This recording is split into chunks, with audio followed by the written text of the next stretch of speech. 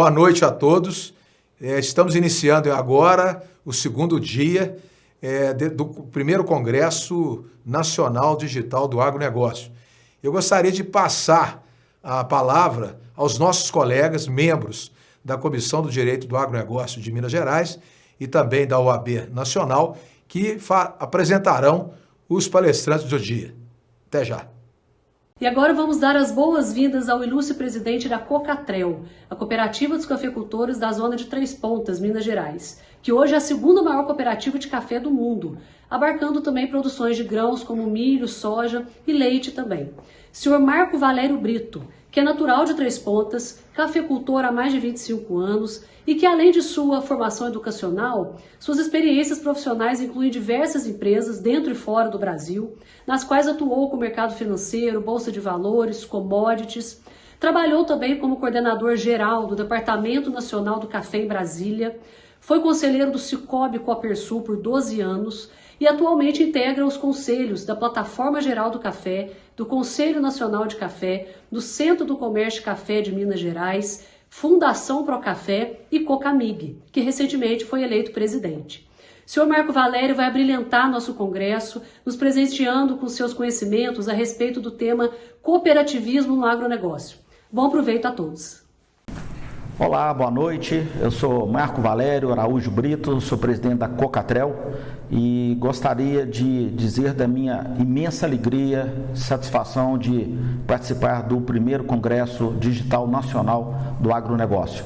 Gostaria de cumprimentar a doutora Gisele Botrel, nossa mediadora, doutor Manuel Mário, presidente da Comissão de Agronegócio, doutor Raimundo Cândido Júnior, presidente da OAB de Minas Gerais. Gostaria de falar um pouquinho sobre o cooperativismo no agronegócio. Minha palestra vai abordar basicamente a ideia da cooperativa e o desenvolvimento regional e o cooperativismo como capitalismo social. Não podemos deixar de dizer que o agronegócio a cada dia mais tem destaque no cenário nacional e mundial. Percebemos uma importância maior não só do agronegócio, mas de todos os envolvidos na cadeia do agronegócio. Uma participação cada dia mais importante no PIB nacional e, com isso, ganhando destaque pelo belo trabalho feito pelos nossos produtores. Além disso, o grande e importante desenvolvimento que o cooperativismo no agronegócio coloca nas regiões em que ele está. É uma força motriz na maioria das regiões do Brasil. E a cooperativa faz esse papel de aumentar o poder dos agricultores, o que nos traz um grande incentivo para que possa competir com os grandes players do mercado mundial. Além de promover o desenvolvimento em vários outros setores, nos fornecedores, nas máquinas, nos equipamentos. Ou seja, é uma visão de cadeia de agronegócio. O cooperativismo como capitalismo social, aliás, eu tenho escutado frequentemente sobre a importância do capitalismo consciente, do capitalismo social, do capitalismo responsável. Muita gente fala sobre o capitalismo de stakeholders versus o capitalismo de shareholders, ou seja, todo o entorno do negócio, da empresa. As cooperativas, os cooperados, eles são donos, fornecedores e clientes. Ou seja, nós já praticamos essa coisa do capitalismo stakeholders há muito tempo. Diferentemente das empresas que têm que prestar conta mais aos seus acionistas, as cooperativas fazem isso de modo quase que está dentro do DNA da cooperativa, prestar serviço para o entorno e para o seu cooperado que participa dos três segmentos, né? Isso por si só, na nossa opinião, já é o capitalismo social. Gostamos de dizer que o capitalismo é a face humana. O cooperativismo, melhor dizendo, é a face humana do capitalismo. É com muito orgulho que as cooperativas fazem esse trabalho de desenvolvimento da região onde que elas estão. Qualquer lugar que tem uma cooperativa, que tem cooperativa voltada para o agronegócio, nós percebemos que a região é uma região mais rica, uma região com mais distribuição de renda, com mais qualidade de vida, além dela prestar inúmeras serviços em relação às responsabilidades sociais, ambientais, culturais, de inovação. E aí a gente não pode deixar de dizer que, além de estar em linha com essa filosofia moderna desse capitalismo social, mas também muito em linha com as responsabilidades preconizadas, com os objetivos de desenvolvimento social da ONU, os 17 ODS. Quando você começa a olhar o que as cooperativas fazem, qual que é a essência dela, a síntese dela, participamos e percebemos a participação intensa dentro desses objetivos, que é o que faz com que a cooperativa se saia tão bem no cenário atual. Em síntese, as cooperativas elas fazem colaboração e associação de pessoas e grupos com os mesmos interesses, né?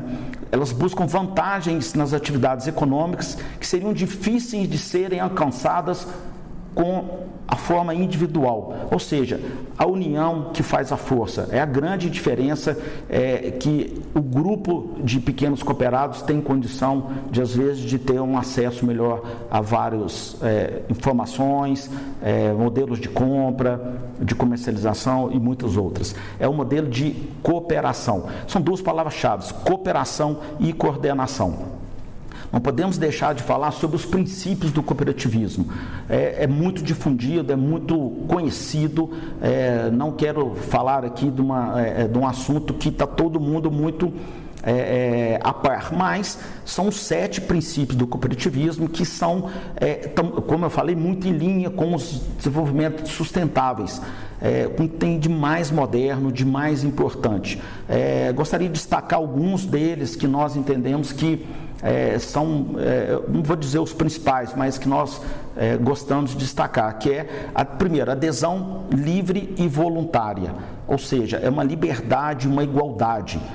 Que isso, nos dias de hoje, está muito em linha com o pensamento moderno e atual. É uma gestão democrática.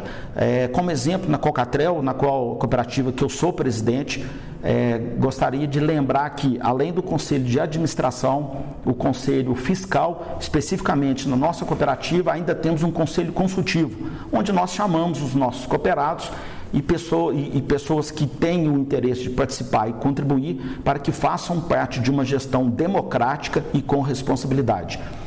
Sobre participação econômica, mais uma vez, responsabilidade e transparência. No caso específico também, mais uma vez citando a cooperativa na qual eu presido, distribuição de sobras, por exemplo. É uma questão sobra efetiva, ou seja, a cooperativa, além de promover várias soluções, no final de um período do ciclo, ainda tem a possibilidade de participar das sobras. Autonomia e independência. Educação, formação e informação. Isso traz os temas de desenvolvimento e respeito.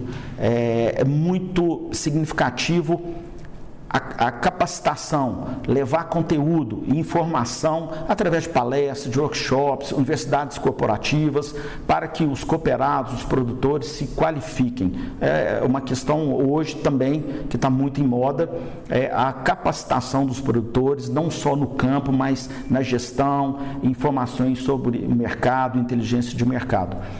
A palavra que é mais importante no cooperativismo seria também um dos princípios do cooperativismo, a intercooperação. Fala muito de solidariedade e empatia, participação em ações conjuntas de cooperação. Isso faz muita diferença, né?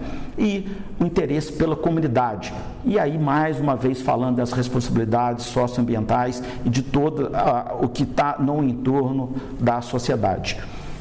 Não poderia deixar de dizer sobre que o mundo tem mudado rapidamente e muito se fala isso atualmente com o coronavírus, com essa pandemia triste que nos assola, a velocidade da mudança. Então, usando aqui um linguajar que nós utilizamos muito na fazenda, seria antes da porteira, dentro da porteira e depois da porteira.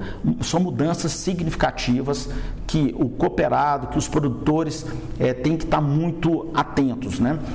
Antes da porteira temos conhecimento de cada dia, o mundo anda mais praticando fusões, são os grandes grupos internacionais, grupos financeiros, grupos químicos que trabalham, empresas que fornecem produtos químicos, fertilizantes.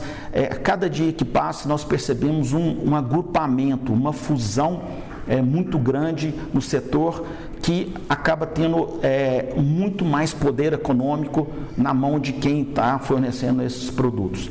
Para dentro da porteira é um processo de profissionalização, ou seja, quase que uma seleção natural, que exige cada dia mais tecnologia, produtividade, gestão de custo, gestão de risco. A palavra eficiência está na ordem do dia, ou seja, menos produtores estão respondendo por uma produção maior, também uma concentração. E depois da porteira, são as commodities, cada dia com uma volatilidade extremamente significativa, as commodities de exportação que são atreladas ao dólar. Então, cada dia temos uma planificação nos preços. Essas mudanças são muito importantes e nós entendemos que cada dia mais são cerca de milhares, em torno de 5 milhões de estabelecimentos rurais, com 70% de pequenos e médios cooperados, que são menos organizados politicamente, economicamente, em termos de força para competir com esse mercado cada dia mais concentrado, cada dia mais tecnificado, cada dia mais complexo. E aí é que entra a beleza do papel da cooperativa, onde ela pode ajudar muito os produtores a enfrentar essas mudanças. Por quê? Isso exige uma evolução e uma inovação constante das cooperativas. Como uma síntese sobre a cooperação, que ela consegue agregar inúmeras vantagens competitivas ou cooperativas que seriam muito difíceis de serem obtidas de forma isolada pelos produtores. Assim, vamos destacar 3 fontes extremamente significativas que está muito com o que nós praticamos hoje. Primeiro, vamos falar das 3: propriedade, acesso e competência. Sobre propriedade, sobre os ativos, mais uma vez citando um exemplo da nossa cooperativa, Cocatrel, tem uma forte atuação no setor do café. Nós temos um dos segmentos que é a aquisição de maquinárias, grandes colhedeiras de café, que são colhedeiras de 700 mil, 800 mil reais, que o pequeno e o médio produtor talvez teriam um pouco de dificuldade de adquirir para que ele prestar serviço de colheita para ele. Neste caso, a cooperativa obtém o ativo, ela compra o bem, a propriedade, e pode alugar prestando serviço e dando capacidade de uma colheita mais ágil, melhor e mais barata para os cooperados. Sobre acesso, o cooperado talvez ele não tenha condição de ter uma indústria de processamento, no caso de um laticínio ou uma torrefação, para que ele possa ter acesso ao mercado, à exportação, de vendas não somente para o mercado interno, como também para o mercado externo. As cooperativas têm condição de dar acesso e visibilidade e viabilidade para que o negócio dele possa agregar mais valor. E por último, sobre as competências. Talvez seja difícil de um cooperado pequeno contratar profissionais que entendam inteligência de mercado, que tenham conhecimento de produtos financeiros, ou até mesmo no mercado de exportação, que é um mercado muito mais complexo e difícil de acessar com pequenos volumes. Essa competência, as cooperativas podem muito bem utilizar da capacidade que elas têm de estruturar essa competência e não só passar isso em forma de serviço para os seus cooperados, o que daria um acesso a mercados novos e melhores para os seus produtores. Então, os 5 motivos que normalmente, falando um pouquinho sobre a estratégia de cooperação, que nos levam à cooperação, seria desenvolvimento tecnológico, o poder de mercado, ou na compra ou na venda, o desenvolvimento de mercado internacionais, mercados diferenciados, mercados de nicho, de sofisticação diferenciada, também a especialização de recursos, por exemplo, financeiro, humano e social, e tamanho de projeto. posso dizer que esse seria um grande foco da intercooperação. Além de presidente da Cocatrel, também sou presidente da Cocamig, que é uma central de cooperativas, na onde isso é muito praticado. Praticamos feiras em conjunto, onde nós conseguimos ter a intercooperação acontecendo. É um grande projeto de mobilização de tecnologia, sofisticação de informação, que pode ser adquirido através da intercooperação de inúmeras cooperativas. O que, se fosse feito através de uma ou de um produtor só, talvez fosse um pouco mais difícil disso acontecer. Então, de uma forma geral, gostaria de dizer que nesse novo cenário, onde o agro cada dia é mais importante, o agro cada dia faz mais diferença, tem uma participação maior no PIB brasileiro. Uma distinção que hoje, além de sempre teve esse papel, tem sido reconhecido cada dia mais. E isso nos enche de alegria e orgulho. Além de estar gerando renda, essa grande identidade que tem com as regiões, com os cooperados, principalmente com as responsabilidades. Está muito à frente. Cooperativismo hoje é um ato de modernidade, um ato de distinção que nos enche de orgulho. E como uma palavra final, gostaria muito de dizer que podemos aprender muito com o cooperativismo, que alguns tópicos que, primeiro, juntos somos muito mais fortes. Não tem a menor dúvida disso. O poder de agrupamento, a coesão dos cooperados faz muita diferença. Isso nós não temos a menor dúvida. Que a gestão democrática, ela funciona. As cooperativas, como eu falei, no mínimo 20 pessoas para serem associadas, mas, mais uma vez falando da Cocatrel, são quase 7.000 famílias cooperadas que participam da cooperativa. Da Cocamig, que é uma central, também, como eu falei, que eu presido, são próximo de 40.000 produtores, 40.000 famílias em várias regiões do sul de Minas. Então, é muito democrático. As cooperativas têm diretorias eletivas, conselhos, como eu falei, administrativo, fiscal e algumas consultivas, que trabalham a democracia na essência da palavra. Nós entendemos que, além de ser mais forte estando juntos, a democracia realmente acontece e funciona nas cooperativas. Uma outra coisa, inclusão, mais inclusão e menos desigualdade. As cooperativas, como elas distribuem sobras, como elas têm a participação de um grande número de pessoas, elas levam todo o grupo desses cooperados a obter o sucesso da própria cooperativa. Isso faz muita diferença. Mais uma vez, no mundo cada dia mais desigual, o agro e o cooperativismo têm se tornado um instrumento, um mecanismo de distribuição de renda e de igualdade para os seus cooperados e principalmente para as regiões. Mas uma outra item que seria muito importante destacar é sobre educação, sobre formação e informação. As cooperativas fazem esse papel de assistência técnica, assistência ao cooperado em todas as formas, gerando formação, capacitação e muita educação. E isso, hoje, nós entendemos que é uma das bandeiras importantes do cooperativismo, principalmente no agro. É que o interesse pela comunidade coopera para o desenvolvimento geral.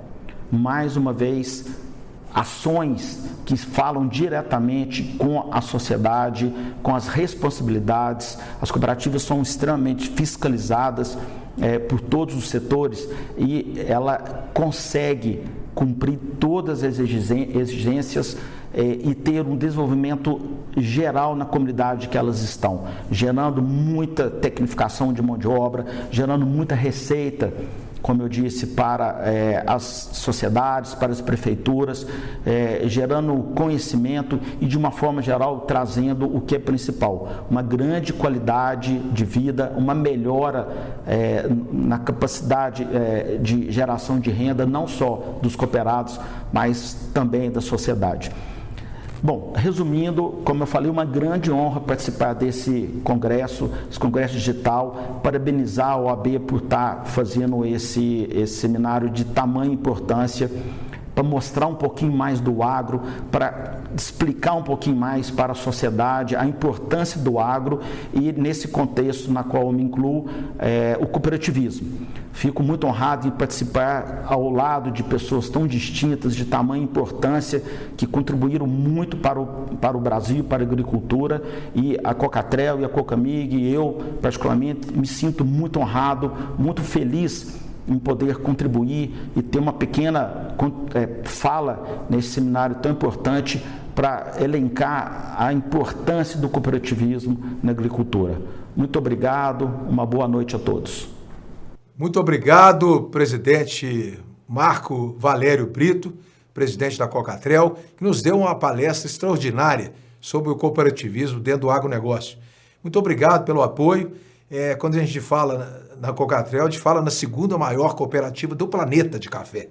Parabéns, presidente.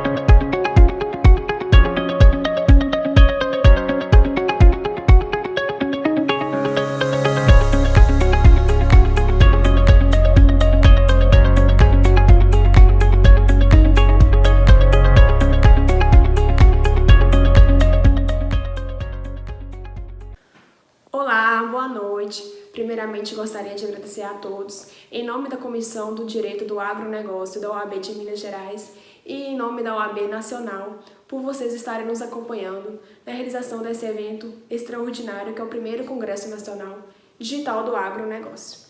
E é com muita satisfação que eu apresento a próxima palestra, que abordará sobre a recuperação judicial do produtor rural no agro em alta performance.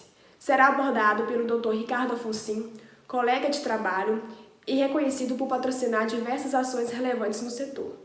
Espero que todos possam aproveitar e tenham uma boa noite. Muito obrigado e sucesso. Congresso Digital do Agronegócio que está acontecendo, organizado pela nossa Comissão de Direito Agrário da OAB de Minas Gerais, sob o comando do nosso querido amigo, presidente Manuel Mário de Souza Barros, tendo o comando do nosso painel aqui a doutora Gabriela Mello. Saúdo também o nosso presidente da Comissão Nacional do Direito Agrário da OAB, o doutor Antônio Augusto Coelho, o seu vice-presidente, o mineiro Marcos Vinícius Reis, o secretário Frederico Praz e o presidente da OAB de Minas Gerais, doutor Raimundo Cândido Júnior. E faço aqui uma saudação especialíssima ao meu querido amigo, grande figura, Alisson Paulinelli, que é um dos principais nomes, o decano da agricultura brasileira, tudo que ele fez por essa agricultura para chegarmos ao estágio de hoje. Todos os reconhecimentos serão insuficientes para darmos a grandeza do que tudo que ele contribuiu, do seu trabalho que vem fazendo até hoje. Hoje eu tenho aqui a incumbência de falar rapidamente sobre a questão da recuperação judicial do produtor rural brasileiro.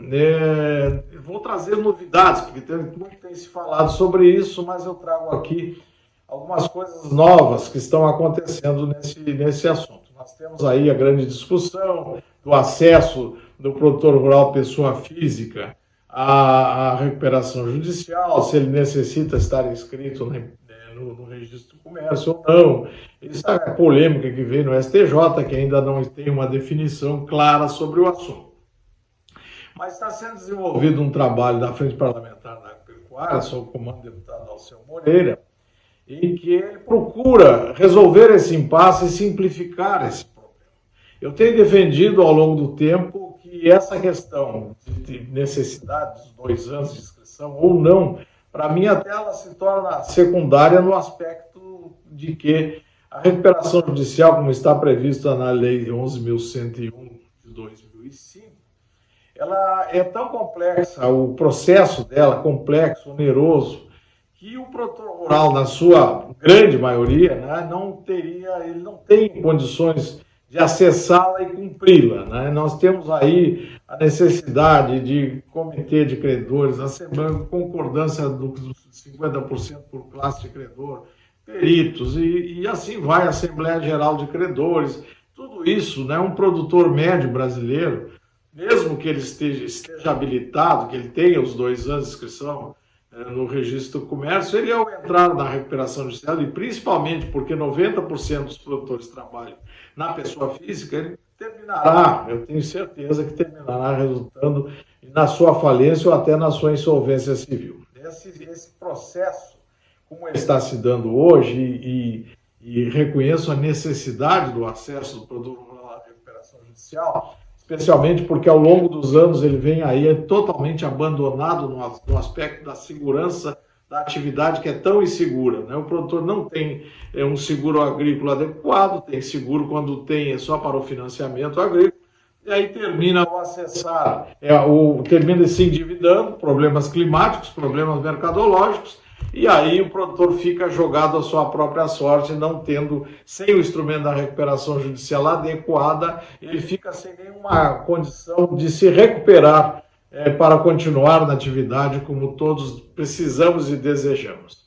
A partir disso, alguns colegas propusemos, a pedido do deputado Alceu Moreira, que nós fizéssemos uma simplificação desse processo, tirando essas amarras que ele que tem hoje. Então, a questão da necessidade da inscrição no registro de comércio fica dispensada para o produtor rural, pessoa física. Ele tem que demonstrar simplesmente que exerce a atividade por 2 anos pelos documentos contábeis exigidos pela Receita. Dessa forma, então, ele estaria habilitado a fazer isso. E também para que não haja oportunismo, como tem acontecido em muitos casos, se colocam algumas condições nesse projeto de lei que o produtor algumas fiquem fora da recuperação judicial. Quando ele vende o produto através da CPR, recebe o preço, ou quando ele faz uma operação barter,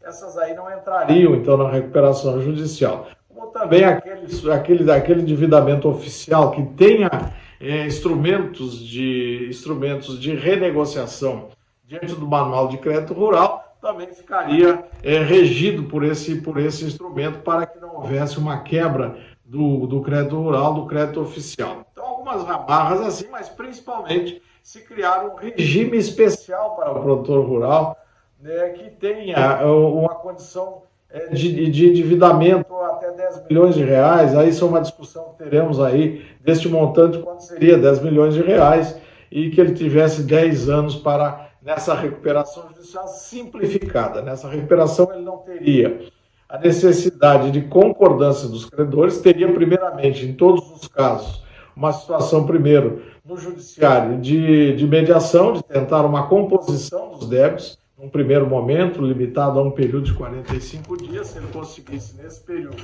fazer essa renegociação, então ali seria homologada pelo juiz e a coisa estaria resolvida. Caso seja infrutífera a renegociação, ele passaria, então, o seu processo apresentado, a sua proposta de recuperação judicial seria examinada pelo juiz, e os credores seriam ouvidos, o Ministério Público seria ouvido, e daí o processo não teria, os credores não teriam o poder de não concordarem, a partir daí ver frustrada essa recuperação judicial. Ficaria a cargo do juiz, do Ministério Público, um perito levantaria a situação para ver se os créditos, se a proposta apresentada ela é adequada. Se não for, o juiz ainda permitiria que o produtor fizesse, então, uma condição de adequação dela, e a partir daí ele teria, então, condições de homologada essa recuperação, a proposta de recuperação apresentada, ele teria, então, a condição de, em 10 anos, cumprir com esses pagamentos. Seriam 10 milhões de reais.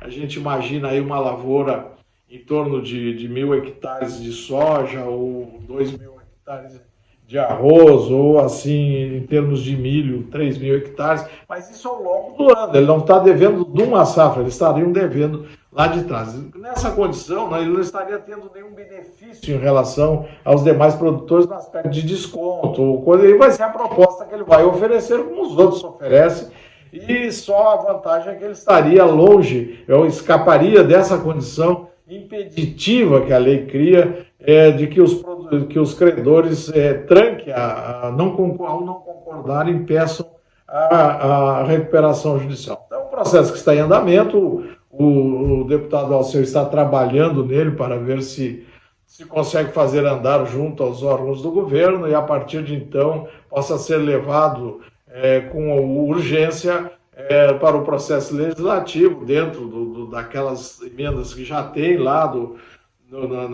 tanto do Senado como na Câmara, do deputado Hugo Leal e outras tantas, deputado Jerônimo Guerra e outras tantas que estão já em andamento lá no Congresso Nacional. Então é urgente que se tenha essa condição do produtor rural conseguir, nesse sistema, acessar a recuperação judicial e sair dela numa condição de realmente recuperado, que ele possa continuar na atividade, contribuindo para o desenvolvimento da agricultura brasileira ao longo do tempo.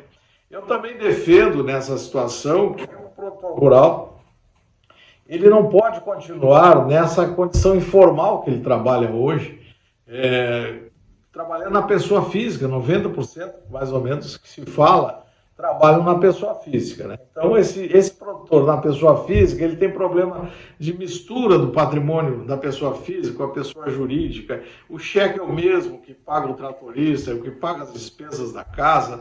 Na hora de uma situação dessas aí, ele termina indo para a insolvência civil, e comprometendo seu patrimônio pessoal com a atividade empresarial. Então, eu acho que essa condição não deve continuar, porque a atividade rural, com a importância que tem no país, ela precisa sair da informalidade, ter uma condição de poder desenvolver sua atividade de forma profissional. Até a questão da sucessão fica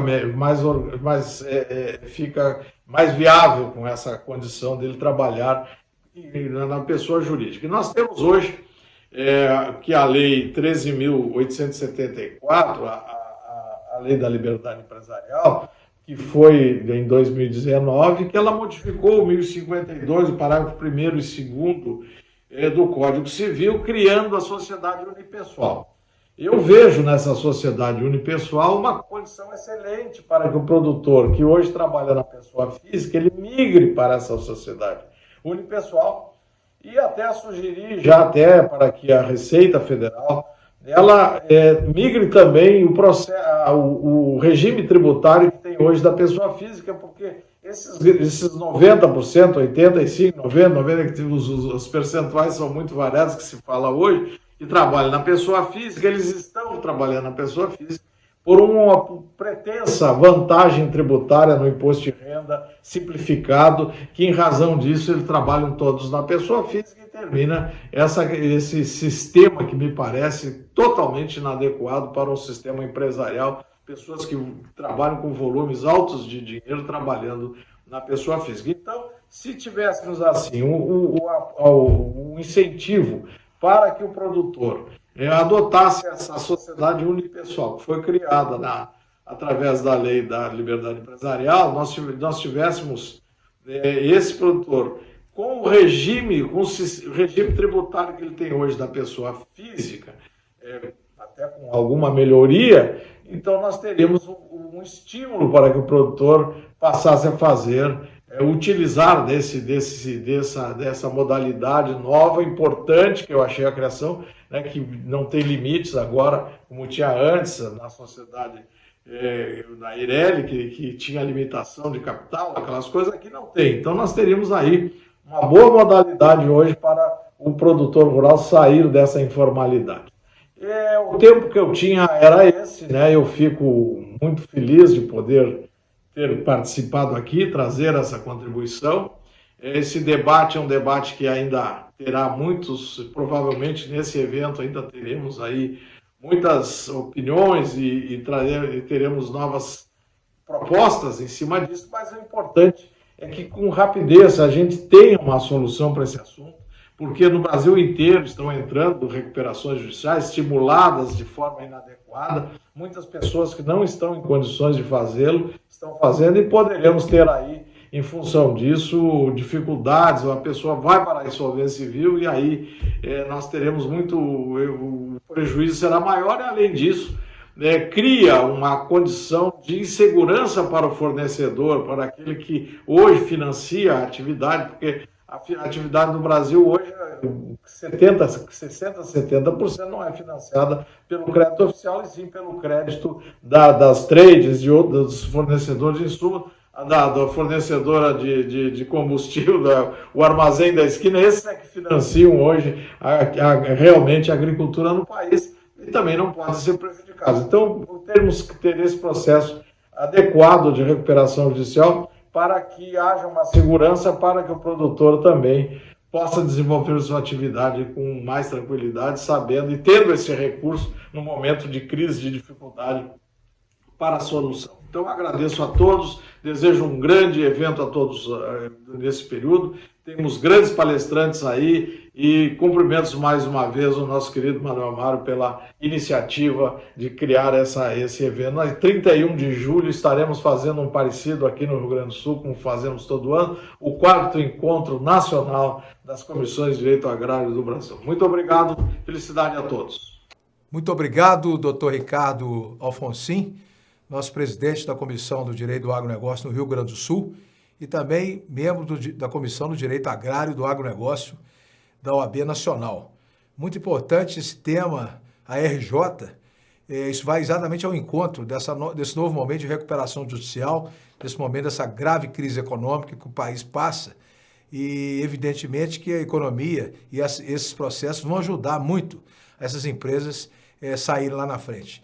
Muito obrigado pela sua participação, um forte abraço.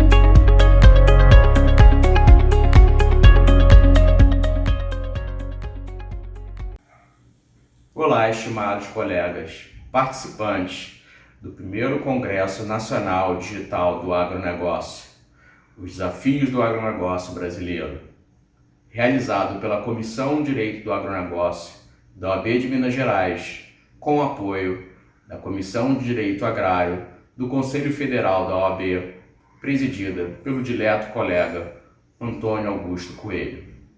Meu nome é Frederico Price Greck, advogado, professor e secretário-geral da Comissão de Direito Agrário do Conselho Federal da OAB.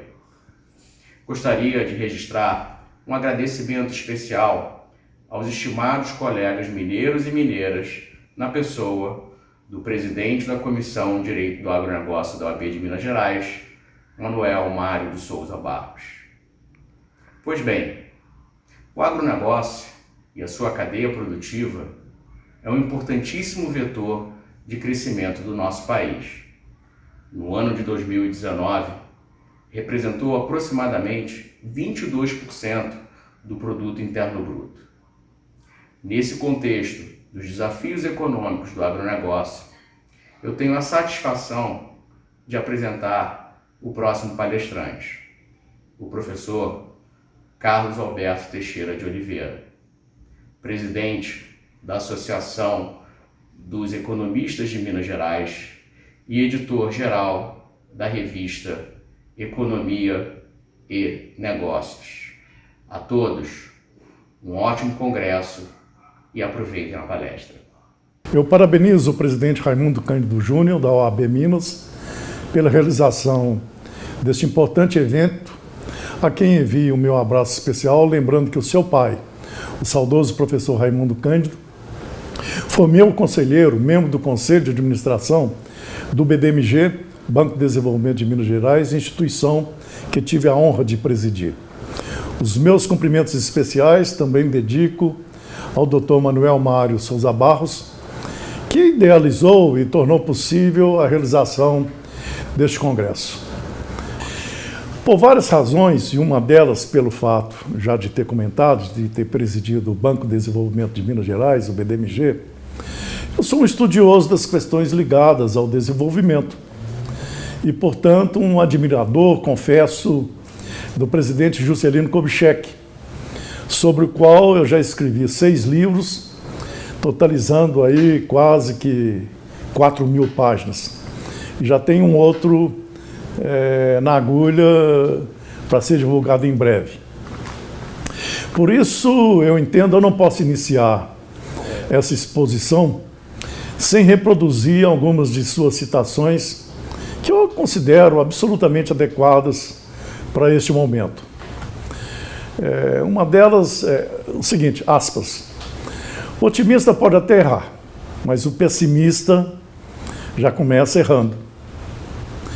Não sou pessimista, não só porque não está na minha feição sê-lo, mas também porque, na realidade, é imperdoável a falta de realismo desdenhar as possibilidades que o Brasil oferece. Por maiores que sejam os obstáculos e dificuldades a enfrentar, por mais ásperos que sejam os caminhos que estamos percorrendo neste momento, não devemos esquecer o valor patrimonial existente em nossa terra, com as suas riquezas ainda longe de serem avaliadas, na sua maior parte, com as suas possibilidades praticamente desconhecidas e apenas entrevistas.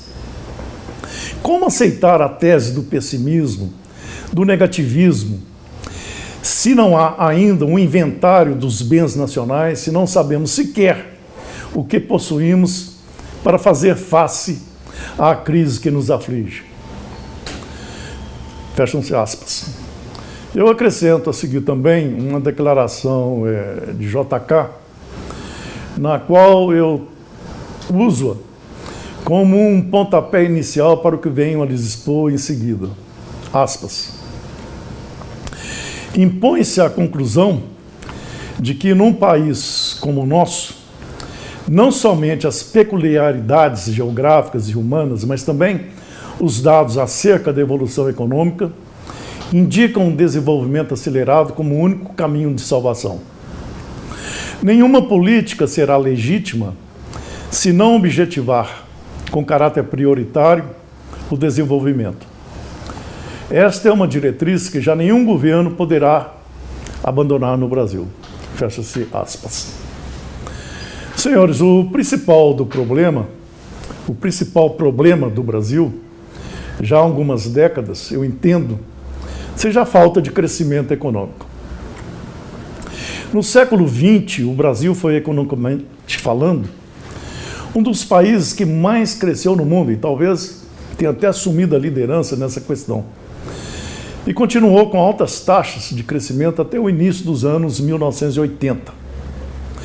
Cabendo destacar especialmente algumas épocas que ficaram conhecidas como de pleno desenvolvimento, como foi o período do governo JK, e o do milagre brasileiro, por ocasião dos governos militares. Durante 4 décadas seguidas, compreendida entre os anos de 1951 a 1980, O PIB, Produto Interno Bruto Brasileiro, registrou expansão média anual de 7,4%.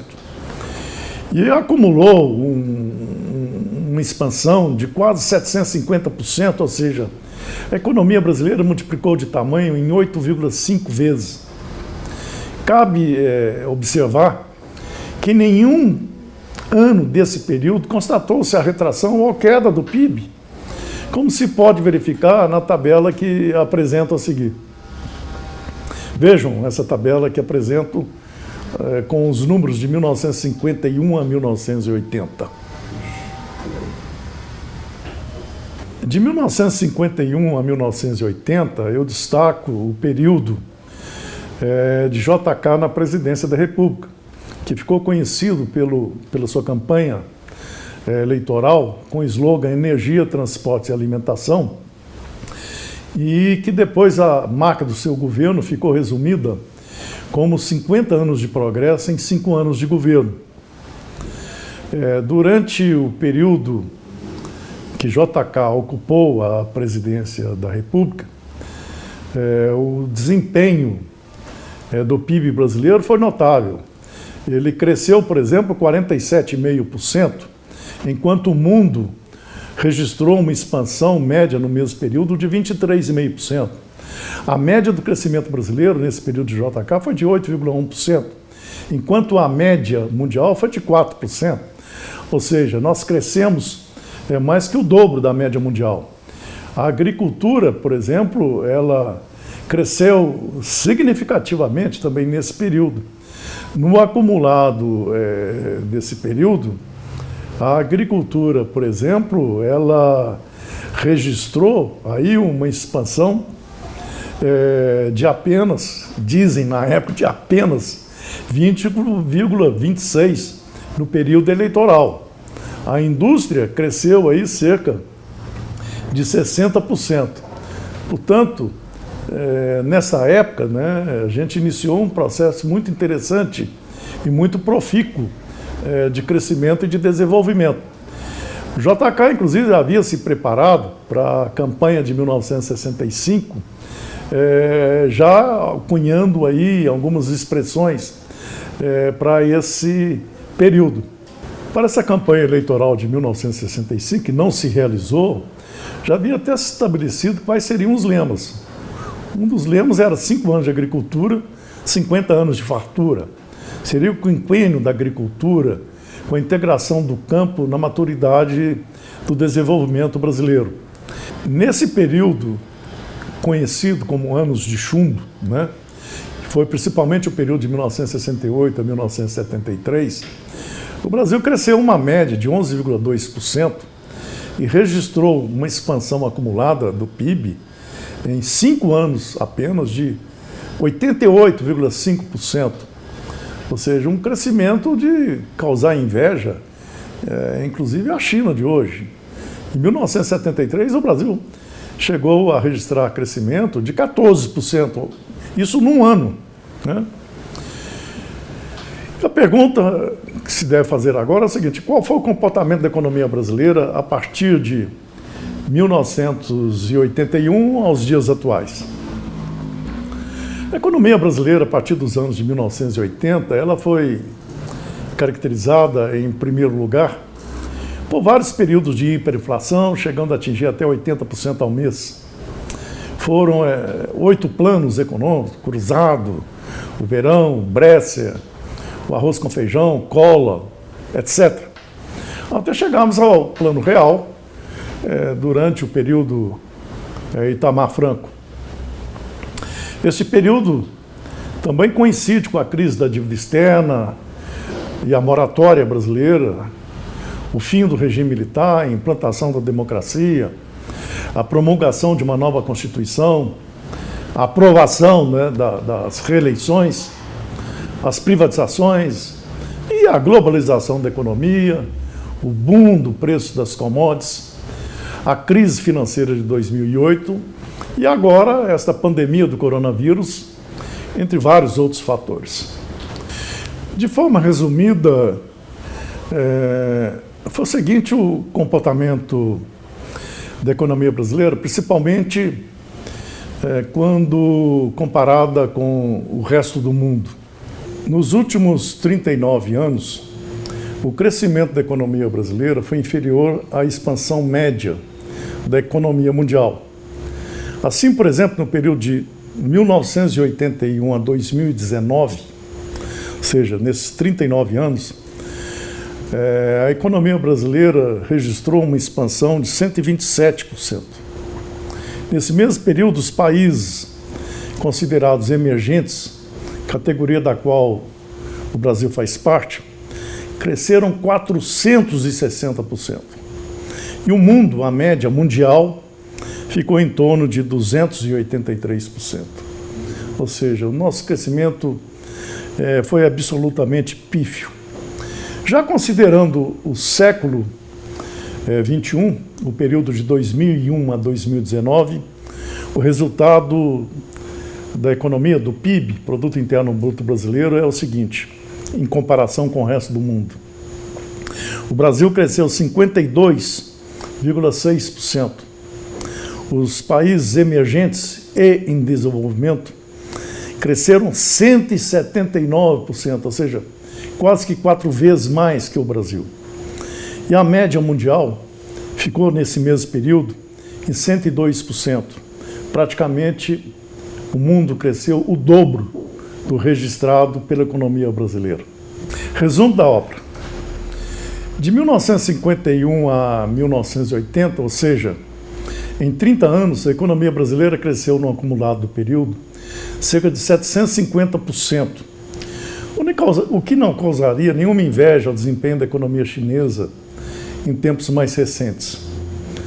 No entanto, de 1981 a 2019, ou seja, nesses últimos quase 40 anos seguidos, o Brasil, no acumulado do período, conseguiu crescer apenas 127,5%. Mas é uma interessante comparação a ser feita. Neste mesmo período, em relação ao Brasil, a economia mundial mais que dobrou de tamanho e registrou uma expansão, conforme já dito, em 283%. Já as economias consideradas emergentes e em desenvolvimento, categoria da qual faz parte o Brasil, o crescimento econômico das mesmas foi de 400% praticamente, ou seja, eles contabilizaram um desempenho mais de 3 vezes superior ao nosso. Enfim, nessa maratona o país correu pouco e ficou praticamente para trás. Assim, o Brasil nessas 4 décadas praticamente, ele vem apresentando um crescimento de sua economia em ritmo tipicamente de rabo de cavalo, né? Quase sempre para trás e para baixo. O ano de 2020 será o 10º ano seguido em que o crescimento econômico brasileiro atingirá níveis inferiores à média mundial. Desde 1995, e portanto há 25 anos, quando se implantou o Plano Real, somente em 6 oportunidades, anos de 1985, 2002, 2004, 2007, 2008 e 2010, é que a taxa de crescimento do PIB brasileiro conseguiu superar a média mundial. Isso é muito pouco, é lamentável. Foram raríssimos os momentos em que a economia brasileira conseguiu superar a média do crescimento mundial, como registrados durante 2 anos dos mandatos de Itamar Franco e Lula. Assim, por exemplo, os recordes nesse período, a gente poderia dizer, foi no período de Itamar Franco, 1993 e 1994, em que no acumulado a economia brasileira cresceu 10%, enquanto a média mundial ficou em torno de 7%. Já no governo Lula, no período 2007-2008, praticamente o período em que houve um boom das commodities, a economia brasileira cresceu praticamente 12%, enquanto a média mundial cresceu 9%. Eu apresento a seguir, sob a forma de tabelas, o desempenho da produção agrícola brasileira nos períodos de 1981 aos dias atuais. Em termos da safra de grãos, nós saímos de uma produção de 52 milhões de toneladas da safra de 1980-81 e deveríamos alcançar nesta safra 2019-2020 251 milhões de toneladas. Alguns especialistas chegam a afirmar que poderíamos até atingir 255 milhões de toneladas. Isso significa dizer que o nosso crescimento da safra, da produção agrícola brasileira de grãos, né, do período de 2000 a 2001, comparativamente com o período de 2019 a 2020, a produção brasileira cresceu 381, quase 382%. Ou seja, é um resultado absolutamente fantástico.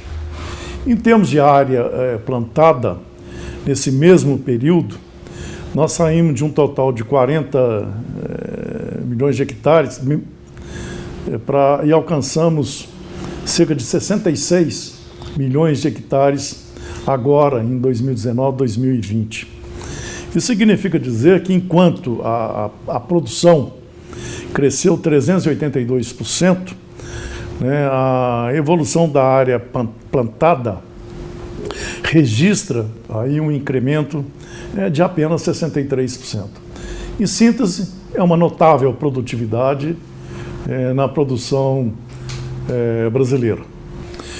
Eu faço agora uma observação que eu considero interessante, é que em 1995, analisado em dólares americanos correntes, a economia brasileira superava a chinesa.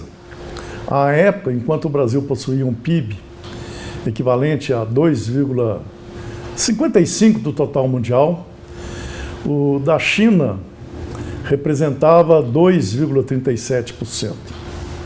Agora, reparem que em 2019, a economia brasileira representava apenas 2,13% do total mundial e a chinesa transformou-se na segunda maior do mundo.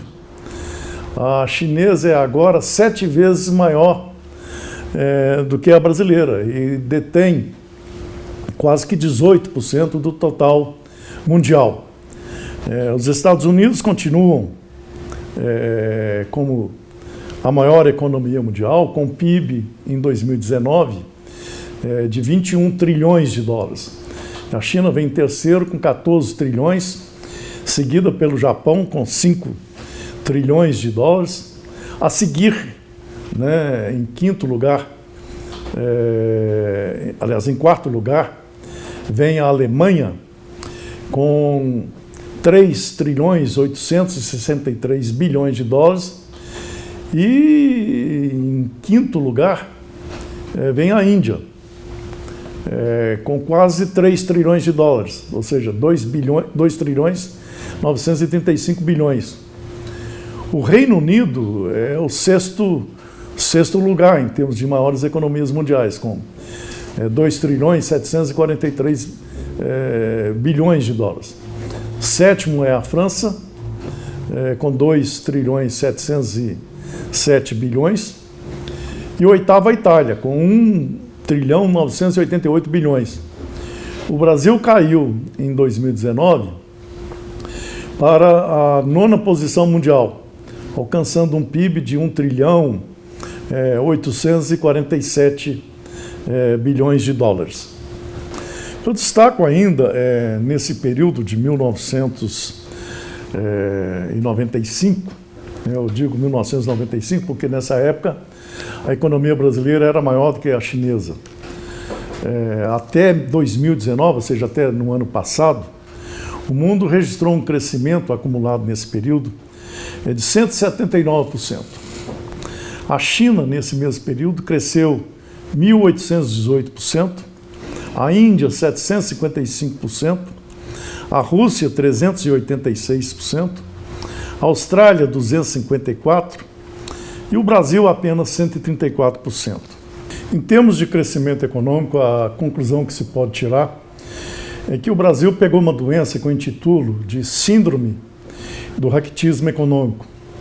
Essa doença é caracterizada pela estagnação e a retração da economia e pelo intenso declínio dos níveis de produtividade, principalmente quando comparados com as médias mundiais. Evidentemente que aí se exclui o agronegócio dessa assertiva, principalmente pelas razões que eu coloco a seguir. A constatação, como já mencionado anteriormente, é que efetivamente o Brasil, nós desaprendemos a crescer. E a nossa máquina propulsora do crescimento econômico, vigoroso e contínuo, enferrujou-se ou está quebrada. Cabe destacar que um país que não cresce está condenado ao ananismo, ao atraso e ao empobrecimento. Isto potencializa tensões e alimenta perspectivas sociais explosivas, podendo inclusive colocar em risco a ainda que eu considero incipiente democracia brasileira. Vamos nos deter ao que aconteceu com a economia brasileira nesse século XXI, principalmente na parte relativa à agricultura. Nesse século XXI, a agricultura é considerada um dos 3 grandes setores da economia, não estou dizendo ainda do agronegócio. Ela registrou um desempenho que muito supera os demais setores e a média brasileira. Considerando, por exemplo, o período de 2001 a 2019, é o seguinte o desempenho apresentado pela economia brasileira. A agricultura registrou um crescimento de 95%, a indústria de 27% e os serviços de praticamente 58%. Ou seja, o Brasil, durante esse período, cresceu 52%. E a agricultura cresceu 95%. O Brasil, então, portanto, cresceu 52%, mas os países emergentes cresceram 180%. E a média mundial foi de 102%. Ou seja, o crescimento do Brasil nesse século XXI é basicamente a metade do que é registrado pelo resto do mundo, pela média mundial. É interessante também observar que a participação do agronegócio no PIB brasileiro já é expressivo. Assim, por exemplo, em 2019, ele ficou por volta de 21,4%. E essa tem sido praticamente a participação relativa do agronegócio no PIB brasileiro. Eu gostaria de comentar agora um pouco sobre as projeções para a macroeconomia e para a economia brasileira e internacional relativamente a 2020. A gente projeta, eu, minha equipe, meus colegas, um tom até que pode ser rotulado de otimista, um crescimento da economia brasileira de uma retração, uma queda da economia brasileira para esse ano de 2020 em torno de 5,6%. Outros organismos, por exemplo, tipo o FMI, o Banco Mundial, chegam em seus relatórios a projetar uma queda do PIB brasileiro para esse ano, algo em torno variando de 9,1%, 10%. Eu já vejo, inclusive, alguns escritórios de consultoria econômica dizendo que a queda do PIB brasileiro pode chegar até 11%, 12% neste ano. Mas vamos ficar no 5,6% de queda. Essa queda, desde quando começou a se registrar, a contabilizar o desempenho da economia medido pelo PIB, isso em 1901, esse ano de 2020 registrará o maior declínio em termos de PIB da história brasileira. E se confirmar, principalmente, as projeções aí do FMI, de uma queda de 9,1% para o PIB brasileiro, dos emergentes de 3%, e para o mundo como um todo de 4,9%. O resultado desta década, do acumulado dessa década, será o seguinte: o Brasil, no acumulado da década, terá um desempenho negativo, ou seja, terá registrado uma queda, um declínio de aproximadamente 3,5%. Porém, nesse mesmo período, o mundo terá crescido 30%, e os países emergentes registrarão aí um crescimento de 48%. De novo, eu repito, a nossa estimativa é de um declínio do PIB brasileiro de 5,6%. Caso venha a ocorrer esta projeção, no acumulado da década de 2011 a 2020, o resultado será um pífio crescimento de apenas 1/4%. E o mundo terá registrado, nesse mesmo período, uma expansão, um crescimento de 34% do PIB médio mundial. As nossas projeções para o PIB de 2020 do Brasil, que seja de uma queda de 5,6%, mantendo-se aí um dólar na paridade média de R$ 5,08, indica que o desempenho desse ano será um declínio de 0,4% da agricultura. Vejam bem, a agricultura, na sua acepção mais ampla como setor econômico, a indústria uma queda de 8,5% e de serviços de 5,2%. Isso nos remete a um PIB, nós sairemos de um PIB de 1,830 bilhões de dólares para algo em torno de 1,390 bilhões de dólares. Isso, com esse resultado, ou seja, esse resultado de 1,387 bilhões de dólares, nos faz retroagir ao que éramos ao ano, o que era a economia brasileira, o que era o PIB em termos de dólares correntes, ao ano de 2007, quando o PIB brasileiro atingiu 1,391 bilhões de dólares. E o impacto também significativo diz respeito à renda per capita brasileira. Com esse resultado da queda de 5,6% do PIB, em termos de PIB per capita, isso significará algo em torno de 6,4%, 6% de queda, o que indicará uma renda per capita brasileira da ordem de 6.543 dólares nesse ano de 2020. Isso é praticamente o valor da renda per capita brasileira dos anos aí 2006, 2007, que ficaram aí por volta de 5.000, 6.000 dólares, 7.000 dólares. Portanto, de novo, é aquela história do rabo de cavalo, crescendo para trás e para baixo, E o mais significativo também de ser mencionado nesse momento é que nós sairemos de uma posição, uma participação relativa do PIB mundial de 3,11% em 2014 para apenas 1,67%, ou seja, praticamente a metade do PIB mundial em 2020. Uma outra questão que eu chamo a atenção é de que sem investimento não há hipótese de desenvolvimento. Atualmente, os níveis de poupança e de investimento na economia brasileira são os mais baixos de nossa história. E isso compromete significativamente qualquer possibilidade de se ampliar o ritmo e a intensidade do crescimento econômico.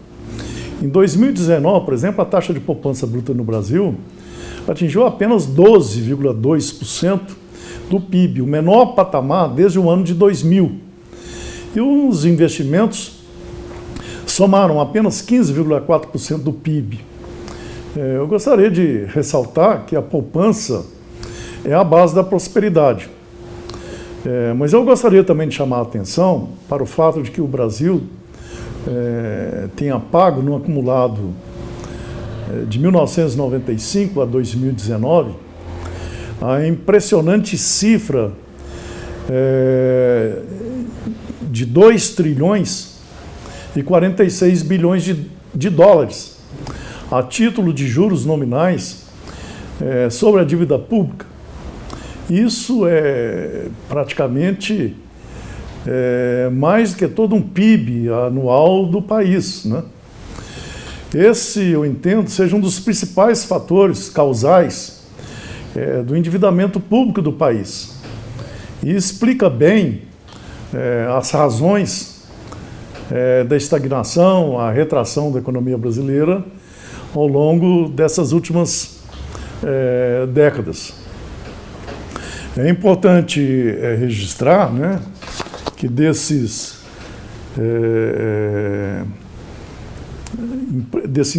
volume impressionante que já foi pago a título da nossa dívida brasileira, o governo, por exemplo, do Lula despendeu 601 bilhões de dólares, o do Fernando Henrique Cardoso 358 bilhões de dólares. A Dilma Rousseff, nos seus 6 anos de mandato, só de pagamento de juros sobre a dívida pública, o país despendeu 765 bilhões de dólares. No governo de Michel Temer, foram cerca de 230 bilhões de dólares. E já no primeiro ano do mandato do presidente Jair Bolsonaro, as despesas no pagamento de juros da dívida pública brasileira consolidada, aí incluindo os estados e municípios, totalizou 93 bilhões de dólares. A seguir está uma tabela com as projeções do mercado financeiro e dos meus parceiros, LCA, consultores econômicos, para os principais macroindicadores da economia brasileira em 2020 e 2021, tendo como referência o relatório Focus do Banco Central da primeira semana de agosto. Outra questão que não pode ser desconsiderada é a exorbitante descarga tributária brasileira, em que eu entendo seja ainda muito superior ao que mostram as estatísticas oficiais, porque eu entendo que é preciso levar também em consideração os déficits nominais apurados anualmente nas contas públicas, como a tabela que eu apresento a seguir. Assim, considerado o déficit público apurado em 2019 de 5,9% do PIB, a descarga tributária brasileira alcançou cerca de 39%, ou seja, naquele ano foram confiscados 143 dias de salários dos trabalhadores apenas para pagamento de tributos. Apesar de bastante elevada a arrecadação tributária nacional, ela ainda não cobre a totalidade das despesas públicas, restando saldos a descoberto, conhecidos como déficits nominais, os quais, não se considerando as maquiagens, como ocorreram no passado, as pedaladas e as muitas contabilidades criativas, elas consumiram, em média, 8% do PIB brasileiro durante os últimos 5 anos. Seguindo-se esse mesmo raciocínio, neste ano, de acordo com as nossas projeções, ela deverá situar-se em torno de 47% do PIB, Produto Interno Bruto. Ou seja, toda a arrecadação tributária nacional, ela destina-se quase exclusivamente ao pagamento da folha de pagamento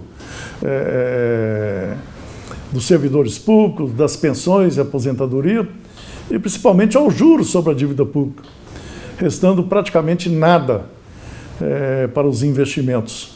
Bom, em relação a essas projeções, existem, evidentemente, um conjunto de dificuldades para realizá-las no momento, porque existem algumas perguntas básicas para serem feitas. Por exemplo, a questão da pandemia, quanto tempo ela vai durar, a eficácia das vacinas, quando que elas começarão a ser disseminada, como vai ser, por exemplo, o desempenho das economias desenvolvidas e da China no período de pós-pandemia, se haverá a segunda onda, terceira onda, e como é que vai ficar, principalmente, o fim dos auxílios emergenciais e a passagem para a nova fase, né?